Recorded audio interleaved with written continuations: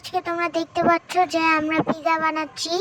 তো আর কি আমার পিজা অনেক পছন্দ, তো তাই ভাবলাম যে আমি আর প্রাপ্য মিলে একটু পিজা বানাই।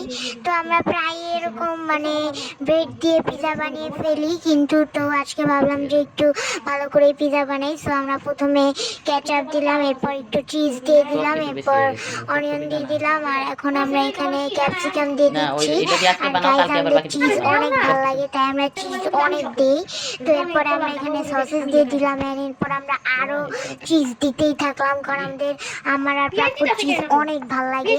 তো তোমাদের কাদের কাদের পিজা ফেভারিট তারা কমেন্ট করে বলবেন। অ্যান্ড গাইজ আমার পিজা এত ভালো লাগে মানে বলার বাইরে, আমি কোনো রেস্টুরেন্টে গেলেও খালি পিজাই খাই।